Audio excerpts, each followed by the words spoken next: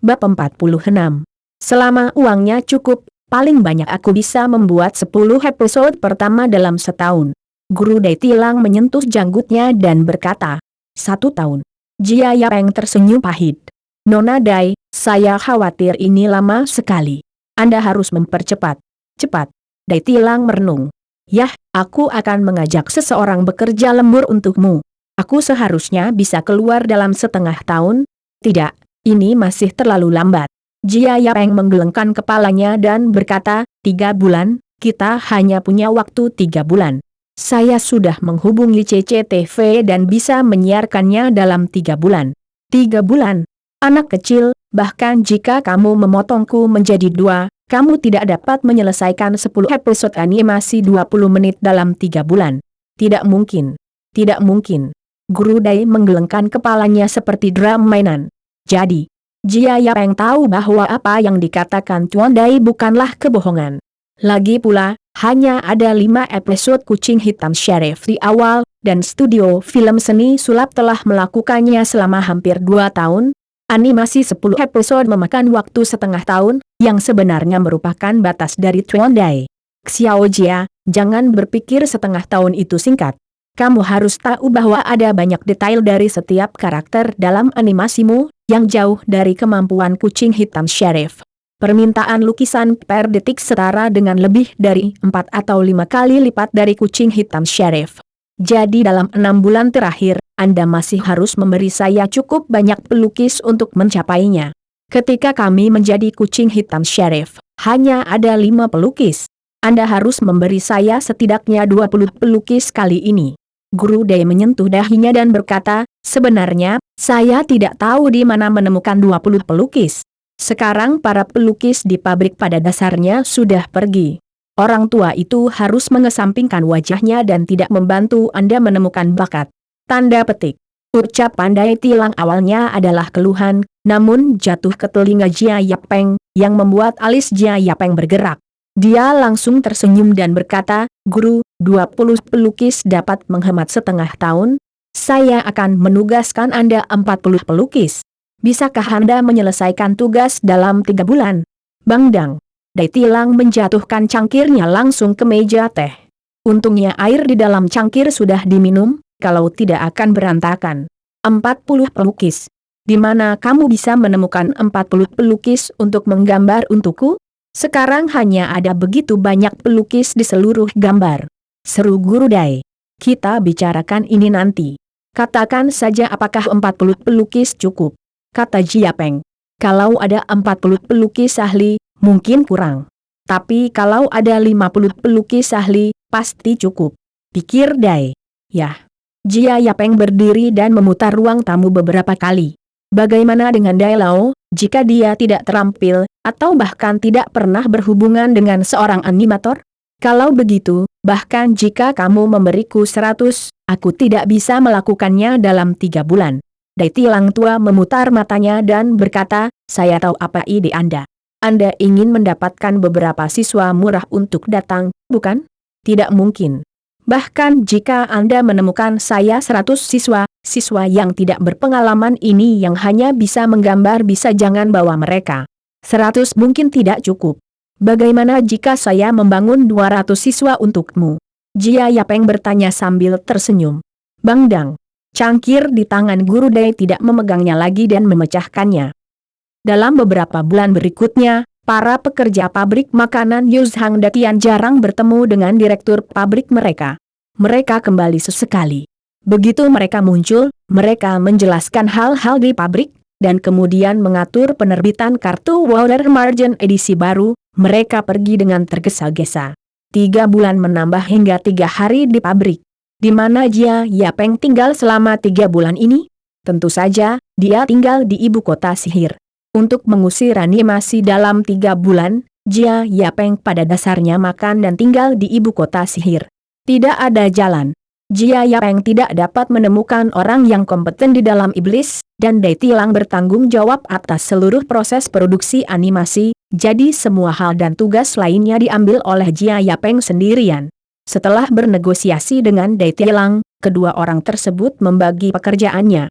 Pak Dai bertanggung jawab untuk menghubungi mantan teman dan muridnya dan mengumpulkan mereka bersama untuk menjadi tulang punggung tim baru. Saat ini, nilai Pak Dai tercermin. Cina pada tahun 1990-an tidak dapat dikatakan sebagai gurun animasi, tetapi semua praktisi animasi bahkan tidak memiliki 4 digit, dan pelukis yang benar-benar dapat melukis bahkan tidak memiliki 3 digit. Tetapi segera setelah kontak Pak Dai tersebar, lebih dari 40 pelukis profesional dan lebih dari 20 lainnya, seperti fotografi, produksi, dan tahap selanjutnya, ditempatkan satu per satu dalam seminggu. Tentu saja, selain wajah Pak Dai, yang lebih penting adalah Jia Yapeng memberi mereka uang tunai yang cukup.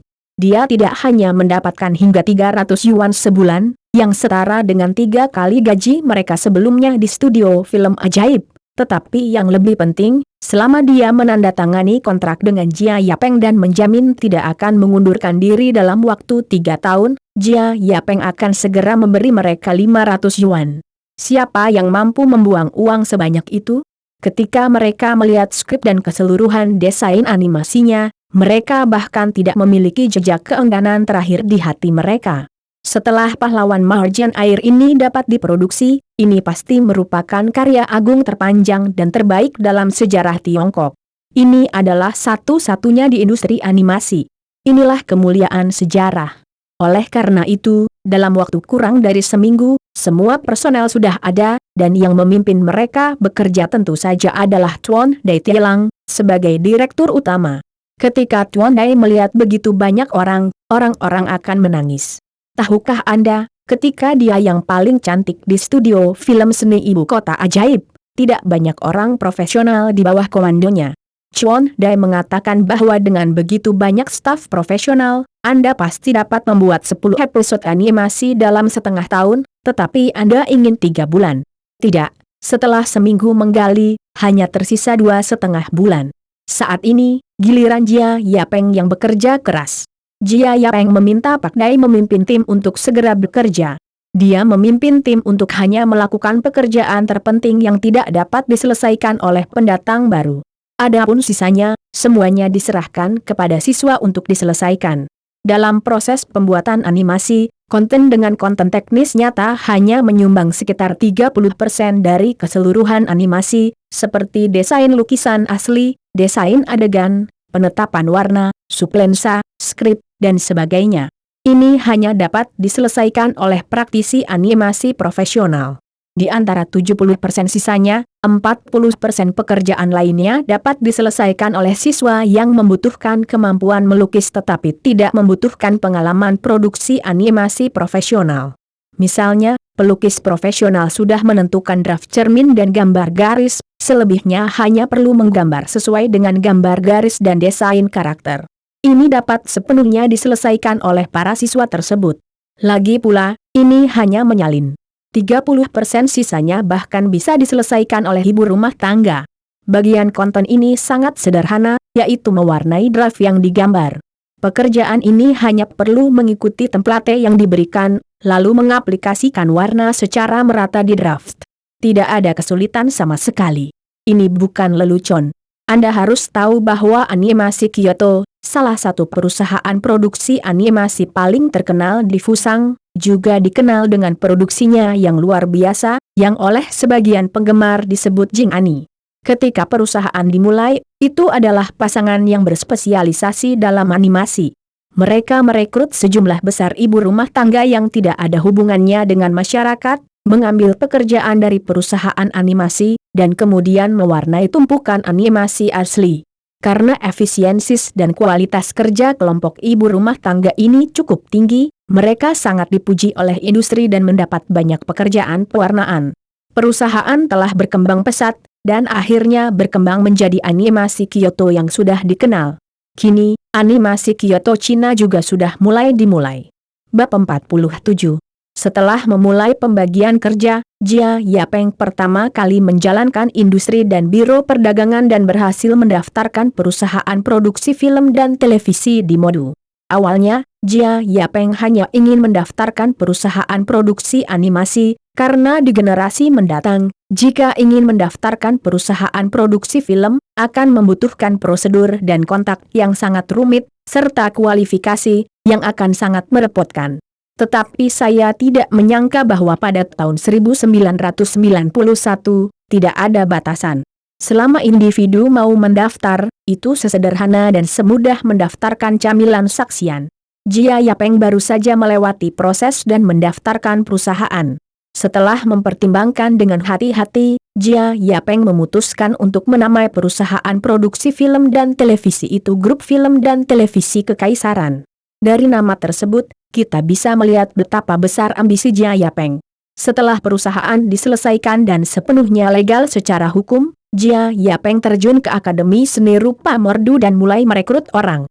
Jia Yapeng memiliki kulit yang tebal. Dia langsung menyetujui banyak selebaran, dan kemudian mengirimkannya ketika dia melihat para siswa. Pada awalnya, para siswa ini sangat tidak puas dengan Jia Yapeng yang membagikan iklan kecil, tetapi ketika mereka melihat dengan jelas apa yang ingin ditulis oleh Jia Yapeng, semua orang mengambil tindakan.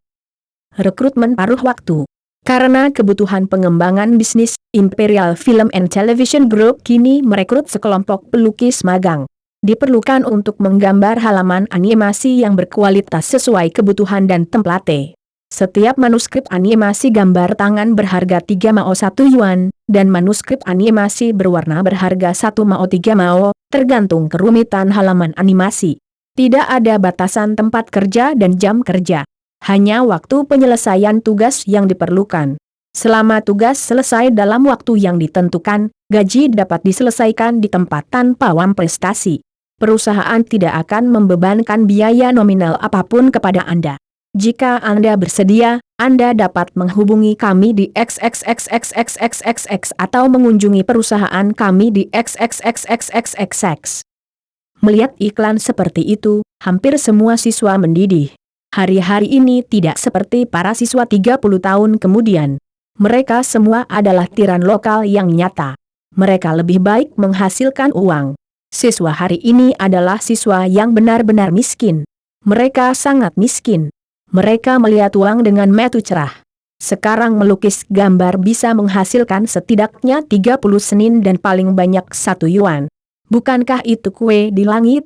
Percaya atau tidak, mereka bisa menggambar 10 gambar dalam 1 malam. Bukankah penghasilan bulanan mereka 100, lebih tinggi dari gaji pekerja biasa? Jika beberapa siswa khawatir bahwa iklan ini palsu dan pembohong, tetapi ketika mereka melihat bahwa gaji diselesaikan di tempat dan tidak akan pernah membebankan biaya nominal, mereka percaya bahwa ini pasti bukan penipuan. Seorang pembohong tidak akan pernah melunasi gaji Anda di tempat. Alhasil, pada hari pertama iklan disebarkan, ada lebih dari 200 pertanyaan telepon saja, dan lebih dari 30 mahasiswa langsung bergegas ke perusahaan untuk melamar pekerjaan. Dai Tilang yang sudah lama siap langsung membagikan tugas kepada siswa tersebut, agar siswa tersebut dapat meminta tugas sesuai kemampuannya, namun paling banyak ia membagikan 10. Beberapa siswa menginginkan 20 atau 30 karya sekaligus, tetapi Dai Tilang tidak memberikannya. Dia tidak bisa makan terlalu banyak. Dia tidak bisa membiarkan para siswa ini merusak kualitas. Keesokan harinya, ratusan siswa datang untuk melamar langsung, dan hari ketiga melebihi 200. Beberapa kaisar hati datang kemarin. Hari ini mereka datang untuk menyelesaikan perhitungan dengan lukisan yang telah selesai. Melihat matanya yang hitam dan penampilannya yang kuyu, aku khawatir itu akibat tidak tidur semalaman. Melihat pemandangan ini, Jia Yapeng langsung berbisik kepada penanggung jawab penerimaan naskah. Penerima memeriksanya sedikit, lalu berteriak dengan suara yang dapat didengar semua orang di kantor, "Selamat, teman sekelas ini, Anda telah menyelesaikan tugas dan dapat menerima biaya naskah sebesar 6,2 yuan. Sekarang Anda dapat pergi ke Departemen Keuangan untuk mendapatkan uang." Jadi, puluhan siswa di tempat kejadian melihat kaisar hati dan mendapat 6,2 uang royalti dari keuangan. Semua orang menjadi gila di tempat. Beberapa siswa yang masih ragu-ragu benar-benar mengesampingkan keraguan mereka. Uang kecil, sungguh manis. Tugas animasi perusahaan didistribusikan dengan sangat cepat, dan kemudian diselesaikan dengan lebih cepat. Ratusan mahasiswa keluar masuk perusahaan setiap hari, yang membuat Satpam gedung hampir memanggil polisi. Saya pikir ada perdagangan ilegal di dalamnya. Akibatnya, para pelukis profesional perusahaan menemukan bahwa kecepatan mereka hampir tidak dapat mengimbangi kecepatan para siswa. Belakangan, bahkan ada belasan siswa yang tidak menerima tugas setiap hari. Segala macam desakan gila di kantor memaksa para profesional ini untuk mempercepat kecepatan mereka. Seluruh perusahaan beroperasi dengan cepat dengan kecepatan yang tak terbayangkan. Hingga 2 bulan kemudian, Dai Tilang yang lelah meletakkan 10 video yang telah disiapkan di depan Jia Yapeng. Selesai. Jia Yapeng bertanya dengan tidak percaya, melihat ke 10 kaset video di depannya. Dalam 3 bulan ini, masih tersisa lebih dari setengah bulan. Sudah selesai. Selesai. Dai mengangguk, lalu menggosok pelipisnya dan berkata dengan senyum pahit, tapi aku merasa sudah menghabiskan semua energiku selama setahun. Aku khawatir itu tidak secepat Jerman melawan Blitzkrieg di tahun-tahun itu. Tanda petik. Untungnya, saya tidak kehilangan nyawa saya. Animasi telah dilakukan dengan baik, dan kualitasnya cukup bagus. Ini pasti animasi seri panjang tercepat dan kualitas terbaik yang pernah saya buat dalam hidup saya. Animasi yang diselesaikan oleh total 6 orang baik 75 tidak akan sia-sia dalam hidupku. Pak Dai akhirnya menghela nafas. Hei, guru, kamu sudah bekerja keras. Jia Yapeng berkata dengan penuh terima kasih. Dai mengangguk, dan kemudian mendengar Jia Yapeng berkata, tetapi kami masih memiliki 215 episode animasi, dan kami harus berusaha keras. Aku akan bercinta denganmu. Dai hampir menendang kepala Jia Yapeng. Tentu saja, Jia Yapeng tidak bisa terlalu menekan orang-orang ini. Lagi pula, jika ada yang salah dengan pemerasan, yang kedua adalah kehilangan uang. Dia tidak dapat menemukan bakat luar biasa di Tiongkok. Jadi selanjutnya, Jia Yapeng mengumumkan bahwa semua karyawan perusahaan memiliki waktu istirahat seminggu. Yang paling penting adalah mengambil gaji minggu ini, yaitu cuti berbayar. Sebelum karyawan tersebut bersorak, Jia Yapeng kemudian mengumumkan bahwa setiap orang bisa mendapatkan bonus tambahan berupa gaji 2 bulan, yang bisa dianggap sebagai hadiah karena memenuhi tugas kali ini secara berlebihan. Orang-orang ini belum pernah melihat bos yang begitu murah hati dalam hidup mereka. Mendengar Jia Yapeng berkata demikian, semua orang menjadi gila. Mereka telah memutuskan untuk mendedikasikan hati ini untuk Jia Yapeng sepanjang hidup mereka. Mereka telah hidup sampai usia tua di dinasti kekaisaran. Tidak akan ada perusahaan dengan hati nurani seperti itu di dunia. Tapi Jia Yapeng sendiri tidak berlibur. Dia harus membawa 10 video ini ke ibu kota kekaisaran untuk mencari sutradara yang akan dia tinjau. Baru setelah dia benar-benar lulus review barulah animasinya bisa tayang di TV. Bab 48. Berlutut untuk tiket yang direkomendasikan, saya sangat sedih. Dengan pesawat, Jia Yapeng terbang langsung ke ibu kota kekaisaran hari itu. Bahkan tanpa istirahat, dia langsung menemui sutradara. Dari sini terlihat bahwa menjadi bos terkadang lebih sulit daripada menjadi pekerja. Para pelukis itu diberi libur seminggu, tetapi Jia Yapeng harus bergegas dari satu tempat ke tempat lain. Ini sangat sulit. Mendengar kabar yang dicari Jia Yapeng, Direktur He langsung menerima Jia Yapeng, bahkan pertemuan yang diadakan dibatalkan. Tidak mungkin. Kebangkitan prajurit Suci Xingya menyebar lebih jauh di Tiongkok. Banyak stasiun TV tingkat prefektur mulai memutar ulang terus-menerus untuk meningkatkan rating penonton. Dikatakan bahwa banyak orang generasi kedua di halaman organ mulai membela Athena, dan beberapa kawan lama marah karena mereka akan mengalami kemacetan otak. Pendapat di atas semakin besar, dan tekanan pada CCTV juga semakin besar. Para pemimpin mendesak sutradara dia untuk menyiarkan animasi berdurasi panjang yang sangat baik di dalam negeri sepanjang hari untuk memerangi kesombongan Fusang. Kita tidak bisa membiarkan anak-anak Tionghoa kita tumbuh dengan animasi Fusang. Akankah anak-anak ini tetap menjadi orang Tionghoa di masa depan? Bunga-bunga Ibu Pertiwi harus bengkok. Oleh karena itu, Direktur dia mendengar bahwa setelah kunjungan Jia Yapeng, dia bahkan tidak bisa menghadiri pertemuan tersebut. Dia langsung membawa Jia Yapeng ke ruang pemutaran, lalu mengambil suara para ahli di atas panggung, siap untuk langsung memulai audit penyaringan. Bos Jia, Anda memberi saya intinya. Apakah animasi Anda dapat diandalkan? Sutradara dia bertanya sedikit khawatir sebelum pemutaran film dimulai. Jika pendapat ahli tidak lulus, dia akan pensiun begitu saja. Itu tergantung pada skala para ahli. Jia Yapeng memikirkannya dan berkata, saya yakin tidak ada masalah dengan kualitasnya, tetapi jika para ahli gagal lulus audit, saya tidak dapat menahannya.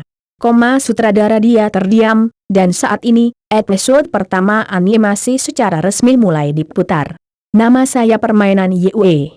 Saya seorang siswa sekolah menengah pertama di sekolah menengah patriotik. Impian saya adalah bekerja untuk negara saya, menjadi pahlawan batas air profesional dan memenangkan medali olimpiade untuk negara saya. Ini adalah pengenalan diri protagonis di awal episode pertama. Ya, dia anak yang baik dan tahu bagaimana memenangkan kejayaan untuk negara. Ya, negara kita telah menjadi tuan rumah Asian Games tahun ini. Kami pasti akan menjadi tuan rumah olimpiade lagi dalam beberapa tahun. Ide bagus untuk menjadi pemain olimpiade dan memenangkan medali olimpiade. Tapi apa itu perang pahlawan tepi air? Aku belum pernah mendengar acara seperti itu di olimpiade. Melihat U1, ahli CCTV mulai membahas satu demi satu. Tapi gambar ini sangat bagus. Soalnya, lukisan latarnya sangat detail, tapi juga sangat nyata, dan karakternya sangat jelas. Ya, gambar ini sangat bagus, jauh lebih banyak dari semua gambar animasi yang pernah saya lihat. Ini setingkat dengan Sontok Shinja. Tidak, saya pikir gambar animasi ini jauh lebih tinggi daripada prajurit suci Shinja. Baik penggunaan warna dan detail latar belakang jauh lebih tinggi daripada prajurit suci Shinja. Saat ini, animasi terus diputar, dan protagonis terus memperkenalkan dirinya. Ngomong-ngomong, kita pasti tidak tahu apa itu perang pahlawan tepi air. Ini tahun 2020. Cina telah menjadi kekuatan ilmiah dan teknologi nomor satu di dunia dan telah mengembangkan teknologi realitas virtual lintas era. Melalui teknologi ini, kita dapat menggunakan komputer mikro, yaitu piringan pertempuran di pergelangan tangan saya untuk memproyeksikan langsung para pahlawan tepi air untuk bertarung. Kemudian, animasi mulai melompat dengan cepat. Banyak gambar dan animasi pertempuran semuanya adalah gambar para jenderal yang bertempur di taman, pusat perbelanjaan, DLL. Dalam berbagai adegan sehari-hari di dunia, dan mereka yang memegang cakram pertempuran pada dasarnya adalah anak-anak. Ini adalah perang pahlawan tepi air. Karena populer di seluruh dunia, ini akan secara resmi bergabung dengan Olimpiade tahun depan dan menjadi acara Olimpiade resmi. Impian saya adalah berpartisipasi dalam Olimpiade dan menjadi siswa sekolah menengah terkuat di dalam dunia. Dengan itu, permainan Yue memasuki sebuah toko dan berteriak kepada bosnya, "Kakek, berikan aku sebungkus mie ELF." "Halo." Kakek tersenyum dan menyerahkan sekantong mie ELF ke Game Yue. Game Yue dengan bersemangat membuka mie dan mengeluarkan kartu pahlawan marjan air. Close up, wajah kartu hero. Wow, keberuntungan hari ini bagus. Aku benar-benar mendapatkan Lin Chong, kepala macan tutul. Ini adalah pahlawan marjan air bintang 3. Kekuatan serangannya paling kuat di antara semua kartu bintang 3. Permainan Yue berkata dengan bersemangat. Kemudian seorang pria kecil gemuk menemukan Lin Chong di Yue Game Player dan langsung menjadi cemburu dan ingin membawa Lin Chong pergi dari Yue Game. Kedua orang itu tidak setuju, jadi lelaki kecil gendut itu segera meminta untuk bertarung dengan permainan Yue untuk menentukan hasilnya. Pemenang dapat mengambil hero water marjan yang ditunjuk dari kartu lawannya. Langkah selanjutnya adalah animasi pertarungan kedua orang ini. Pada saat yang sama, ini juga merupakan bagian dari memperkenalkan keseluruhan proses permainan secara mendetail. Kedua belah pihak pertama-tama mengeluarkan 5 kartu pahlawan marjan air dari kelompok kartu dan memasukkannya ke dalam disk pertempuran. Di babak pertama, kedua belah pihak menutupi kartu pahlawan marjan air masing-masing, dan kartu tersebut akan ditampilkan di akhir babak. Pria kecil gendut itu langsung memanggil pahlawan bintang 2 Duan Jingzhu. Memanfaatkan kemampuan Duan Jingzhu untuk langsung menyerang HP pengontrol, Dia langsung membunuh 800 horsepower game YUE. Permainan YUE hanya memiliki 2000 poin kesehatan secara total, dan dia hanya memiliki 1200 poin tersisa sekaligus. Pria kecil gendut itu langsung berkata bahwa dia akan menang. Namun, permainan YUE membuka kartu permainannya sambil tersenyum. Ternyata itu adalah Gong Sun Seng dari Jin Yunlong. Pahlawan ini tidak memiliki serangan dan pertahanan, tetapi memiliki efek khusus. Dia bisa langsung memanggil hero bintang 2 dari grup kartu, jadi ada 2 hero di arena permainan. Tapi babak ini belum berakhir. Game YUE kemudian melemparkan 2 pahlawan bintang 2 ke pavilion Lingyan dan memanggil Ying Linglin bintang 3 dengan ide mereka. Menurut aturan, hanya pahlawan jahat bumi bintang 1 dan 2 yang dapat dipanggil secara langsung. Jika Anda ingin memanggil pahlawan Tiangang bintang 3 dan bintang 4, Anda harus menggunakan roh pengiriman 2 pahlawan jahat bumi ke pavilion Lingyan. Permainan YUE menjelaskan. Kemudian kedua pahlawan bintang 2 itu dikirim ke pavilion Lingyan untuk menonton pertunjukan itu. Kekuatan serangan Lin Chong setinggi 1800 poin. Ia merupakan hero dengan kekuatan serangan tertinggi di antara ketiga bintang tersebut. Pahlawan ini dengan mudah mengirim Duhan Jingzhou ke pavilion Lingyan. Karena kekuatan pertahanan Duhan Jingzhou hanya 400 poin, Lin Chong juga menyebabkan 1400 poin kerusakan pada pria kecil gendut itu, dan pria kecil gendut itu hanya memiliki 600 poin nyawa tersisa. Di babak kedua, pria kecil gendut itu memanggil pahlawan desa lainnya, tapi dia sama sekali bukan lawan Lin Chong. Dia dikirim ke pavilion Lingyan oleh Lin Chong. Kemudian darah pria kecil gendut itu kembali ke nol dan pertempuran itu gagal. PS, aturan game ini pada dasarnya mengikuti aturan Raja Game. Sulit untuk menulis lebih banyak. Diduga nomor kata air. Wajar untuk memahami apa yang Anda pahami, dan tidak masalah apa yang tidak Anda pahami. Bagaimanapun, buku ini tidak menulis cara memainkan perang pahlawan tepi air. Abaikan saja. Aku tersesat. Pria kecil gemuk itu berlutut di tanah dan mengeluarkan semua kartu pahlawan marjan airnya untuk dipilih untuk permainan YUE. Akibatnya, permainan YUE menyerah mengambil kartu lawannya, tetapi mengatakan dengan tulus bahwa perang pahlawan tepi air adalah tabrakan antara darah panas dan darah panas antar pemain. Itu untuk memperoleh kebahagiaan dengan membakar darah panasnya sendiri, bukan dengan mengambil kartu lawannya. Oleh karena itu, pria kecil gendut itu diterima sepenuhnya oleh game YUE, menjadi pelayan kecil game YUE, mengenali game YUE sebagai bos, dan game YUE kembali ke rumah dengan teman-teman baru. Alhasil, semua orang kaget di langkah selanjutnya. Kakek YUE game jatuh ke tanah, dan seorang pria dengan pakaian modis dan ekspresi arogan merobek kartu pahlawan marjan air berkeping-keping di depan permainan YUE, dan kemudian berteriak, mulai sekarang, hanya aku Lai Haima yang pantas mendapatkan Lu Junyi. Sekarang, episode 1 secara resmi berakhir, dan seluruh ruang pemutaran kembali cerah. Bab 49. Seluruh aula pemutaran sunyi, atau hanya nafas para juri yang terdengar. Rekan-rekan, kamu bisa mengungkapkan pendapatmu. Direktur dia bangun dari keterkejutan dan batuk. Tonton dulu episode selanjutnya. Ayo selesaikan episode berikutnya. Artinya, sulit bagi kami untuk mengungkapkan pendapat kami jika kami tidak selesai membaca semuanya. Alhasil, semua juri ahli dengan suara bulat meminta untuk segera memutar episode animasi berikutnya. Direktur dia tidak berdaya dan harus memerintahkan proyektor untuk memainkannya lagi.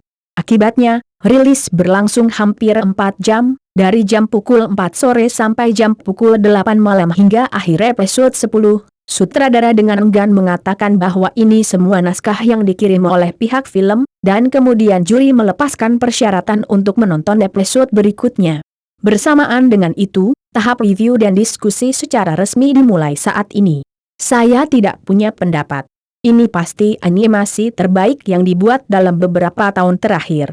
Tidak, bahkan bisa dikatakan sebagai animasi terbaik sejak berdirinya Republik Rakyat Tiongkok. Sangat sulit dipercaya bahwa ini adalah sebuah animasi yang dibuat sendiri di Cina. Ternyata animasinya bisa mencapai kedalaman dan tingkat produksi seperti itu. Saya pikir itu bisa disiarkan. Seorang pengulas segera berdiri dan berkata, "Ya, Saya pikir animasi ini, baik dari tingkat produksi, ide inti, atau penyebaran karya tradisional kami Marjan Air, jauh lebih banyak daripada animasi Fusang dan 4 hal berbeda Atena. Animasi ini pasti akan menyelamatkan anak-anak kita dari invasi budaya negara lain dan membuat mereka jatuh cinta dengan negara kita sendiri. Anggota juri lainnya berdiri dan mendukungnya.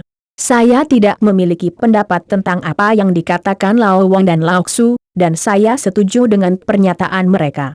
Namun, masih ada beberapa masalah, yaitu, sistem pertarungan realitas virtual seperti apa? Itu terlalu tidak ilmiah. Bagaimana mungkin penjaga lengan kecil memproyeksikan pahlawan Water Marjan yang begitu hidup yang masih bisa bergerak dan bertarung? Saya pikir itu terlalu tidak ilmiah dan tidak akan ilmiah. Penyesatan macam apa yang akan ditimbulkannya pada anak-anak, kata seorang hakim. Aku juga setuju dengan apa yang dikatakan Lao Wang dan Lao Xu, tapi menurutku juga ada banyak masalah, seperti pertarungan antar pahlawan. Apakah itu akan mengajari anak-anak itu buruk dan membuat mereka tertarik untuk berkelahi? Ini masalah. Anggota juri lainnya mengajukan keberatan. Jelas, masalah ini telah didukung oleh lebih banyak hakim. Mereka tidak bisa menahan anggukan.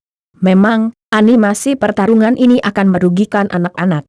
Jika anak-anak suka berkelahi dan membunuh setelah menontonnya, itu akan berakhir dan mereka akan menjadi pendosa. Masalah utama lainnya adalah animasi ini justru mendorong anak-anak untuk bermain game. Bagaimana ini bisa berhasil? Tugas anak-anak adalah belajar. Animasi harus mendorong anak untuk giat belajar dan giat belajar. Bagaimana kita bisa mengajari anak bermain? Bukankah itu akan merusak anak-anak? Kurasa tidak.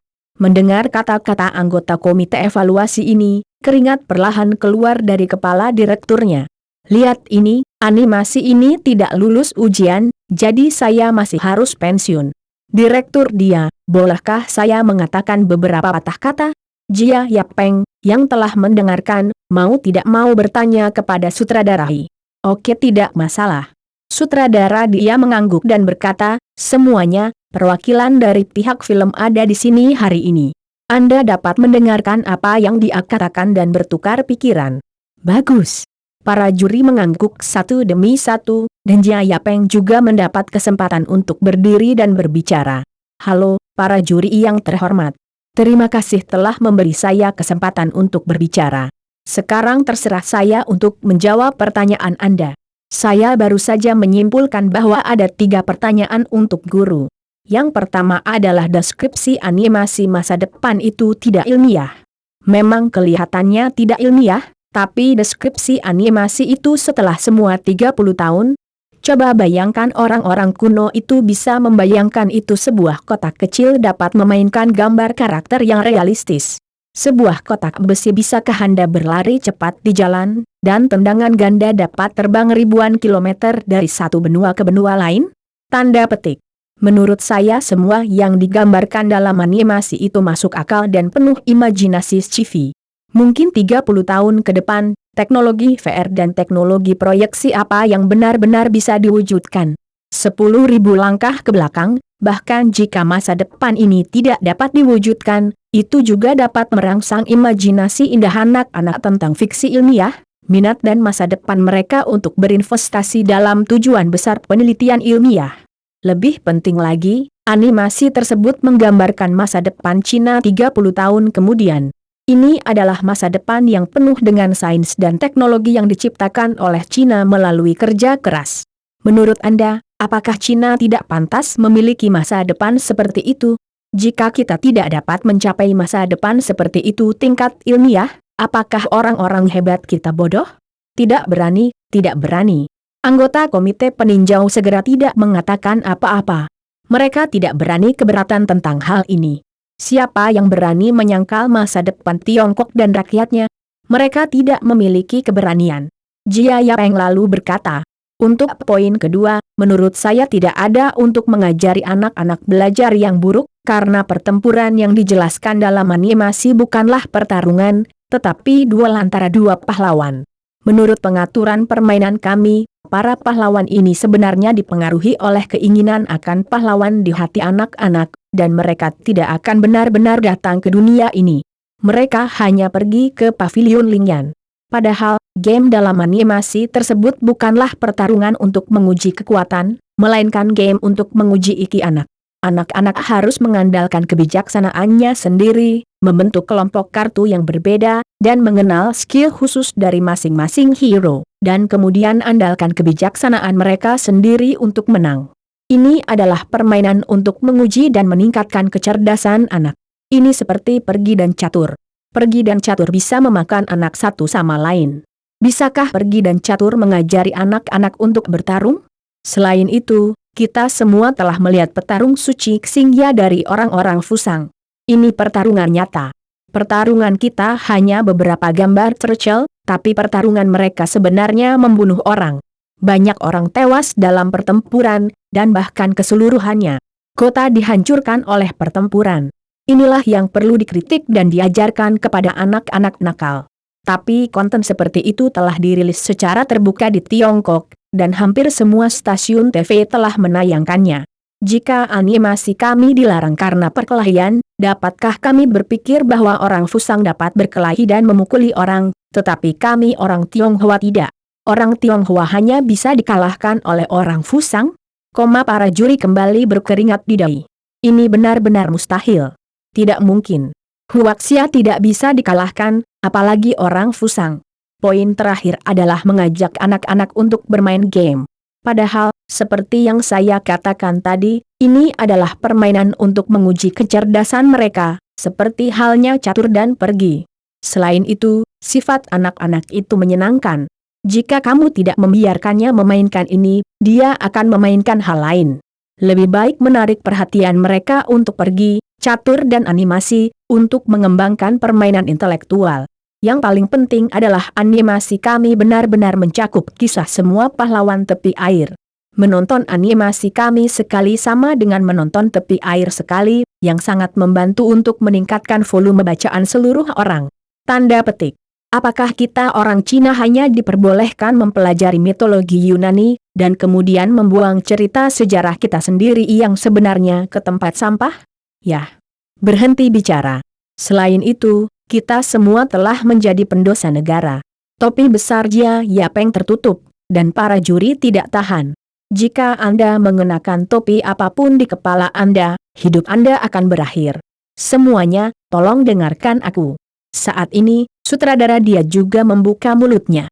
Dia melirik ke semua juri, dan kemudian berkata dengan lemah, hal di atas sangat mementingkan masalah ini dan sangat menuntut agar animasi buatan Cina kita dapat menyelamatkan anak-anak dari invasi budaya orang lain.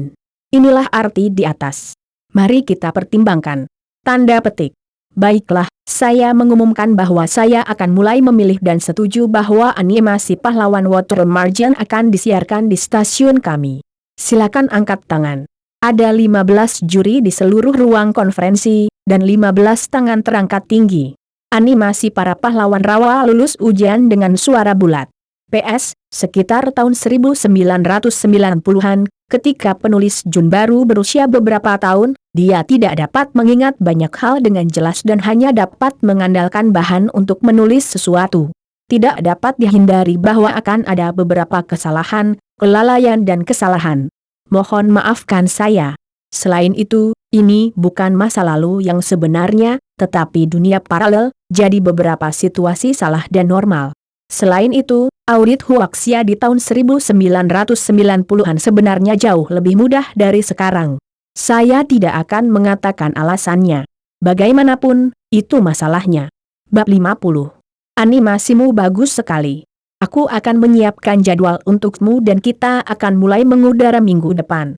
Setelah rapat audit, direktur dia jauh lebih bersemangat daripada Jia Yapeng dan mengumumkan langsung ke Jia Yapeng di tempat. Saya khawatir ini tidak akan berhasil, kata Jia Yapeng dengan senyum pahit. Sejujurnya, aku akan memiliki 10 episode sekarang. Jika tidak ada lagi, bagaimana aku bisa menyiarkannya minggu depan? Bukankah kamu punya 10 episode 2 bulan lalu? Direktur dia terkejut. Faktanya, saya tidak punya episode saat itu. Jika saya harus mengatakan ya, itu semua ada di kepala saya, kata Jia Peng. Dalam 2 bulan, kamu akan membuat 10 episode ini. Direktur dia akan jatuh karena terkejut. Kecepatan ini benar-benar melampaui lingkup kognitif direktur dia. Nah, apa yang akan kamu lakukan? Direktur dia bertanya tanpa daya. Ini akan tayang perdana dalam 3 bulan. Seharusnya aku bisa membuat 15 episode saat itu, tapi aku tidak bisa menyiarkan 1 episode sehari. Bisakah aku melihat apakah aku hanya bisa memutar 1 episode setiap hari pada hari Sabtu dan Minggu? Kata Jia Peng. Hanya 2 episode seminggu? Apakah itu akan membuat orang merasa terputus-putus dan tidak menyenangkan? Direktur dia bertanya dengan sedikit perhatian. Sama sekali tidak, dan itu juga bisa menyumbat mulut beberapa orang tua. Animasi kami hanya disiarkan pada hari Sabtu dan Minggu, yang sepenuhnya untuk pembelajaran anak-anak. Jia Peng berkata sambil tersenyum. Selain itu, Fusang menyiarkan 1 episode seminggu. Kecepatan kami 2 kali lebih cepat dari yang lain. Jia Peng tidak tahu seberapa besar kebencian yang dia berikan kepada anak-anak di masa depan. Bermarga dia, saya ingin mengembalikan barang. Keluar dan saya ingin mengembalikan barang. Seorang wanita paruh baya yang gemuk dan bopeng memarahi di luar rumah yang gelap, kecil, dan kumuh di ibu kota provinsi Jiangsu dan Zhejiang. Halo, mengapa kamu ingin kembali? Dia semangka buru-buru keluar dari toko dan bertanya sambil tersenyum. Dia ingat wanita ini. Ini adalah toko yang dia kembangkan dengan susah payah. Dia baru saja mengirim 2 kotak mie kemarin lusa. Kenapa dia mengembalikannya hari ini? Kamu tidak lucu mengatakan bahwa tidak ada yang membeli barangmu sama sekali. Aku hanya menjual 1 tas dalam 2 hari. Kamu kembalikan padaku, kembalikan sekarang, dan kembalikan uang tiketku. Wanita paruh baya itu memarahi dengan marah. Kakak, kamu baru menjualnya selama 2 hari. Aku tidak yakin. Kalau tidak, lebih baik kamu menjualnya beberapa hari lagi, katanya semangka sambil tersenyum. Kamu tidak tahu malu. Detik berikutnya, wanita paruh baya itu menunjuk ke hidung semangka dan memarahinya dengan gila. Dia semangka memarahi leluhur generasi ke-18. Segera, semua orang di jalan mulai memperhatikannya semangka.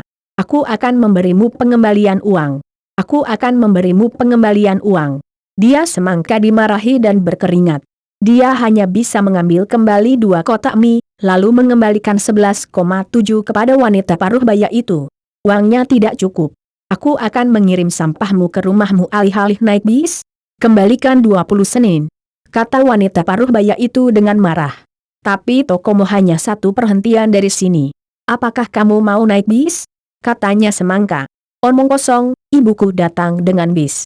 Apakah kamu kembali? Jika kamu tidak kembali, aku akan dituntut oleh administrasi industri dan perdagangan. Aku membiarkanmu menggertak kami orang jujur. Melihat wanita paruh baya itu memarahi lagi, dia semangka hanya bisa menebus uang tiket 20 sennya, jadi dia bersumpah dan pergi, dan kegembiraannya berakhir. Bos, kita akan habis jika terus seperti ini. Ketika wanita paruh baya itu pergi, seorang pria berwajah hitam berkata di sampingnya semangka.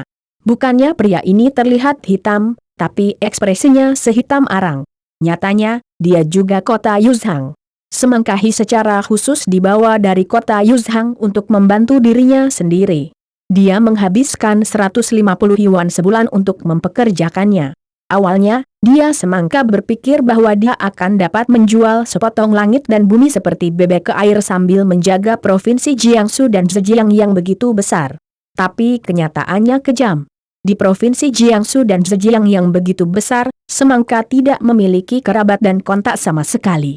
Setelah 3 bulan, pasar di ibu kota provinsi belum sepenuhnya dibuka, dan kurang dari 2.000 kotak barang telah dikirimkan. Ini akibat dia semangka hampir minum perut berlubang.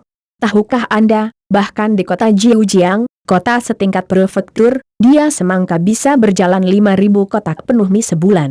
Volume penjualan provinsi ini tidak sebaik kota setingkat prefektur di provinsi Xinjiang, yang membuat semangka dan lainnya tidak dapat mendukung. 2.000 kotak barang dijual, yaitu 2.000 yuan. Tapi dia semangka harus menyewa rumah di ibu kota provinsi, merekrut orang, dan membangun jaringan di provinsi dan kota lain di provinsi Jiangsu dan Zhejiang. Dia semangka menghabiskan lebih dari 5.000 yuan sebulan, dan 20.000 yuan dalam 3 bulan. Akibatnya, dia semangka tidak hanya menghancurkan semua uang yang dia hasilkan di Jiujiang, tetapi juga meminjam 10.000 yuan dari keluarganya. Sekarang, 10.000 yuan telah dihabiskan. Anda bahkan tidak bisa mengeluarkan 1 senin pun dari semangka. Bahkan upah buruh baru dibayarkan selama 1 bulan. Pembantu yang dibawa dari kota Yuzhang masih merupakan kerabatnya sendiri, tetapi sekarang terlihat jelas bahwa dia ingin mundur. Saudara semangka, saya mendengar bahwa perwakilan umum dari 4 provinsi Dongguang dan Sichuan telah menyerah. Mereka semua telah kembali ke kota tingkat prefektur Xijiang sebagai agen. Mereka mengatakan bahwa sebuah provinsi menghasilkan lebih banyak uang daripada sebuah prefektur tingkat kota atau bahkan kabupaten, tetapi biayanya lebih dari 10 kali lebih tinggi. Orang bodoh akan bertindak sebagai agen untuk sebuah provinsi, bisik Liu Nianking.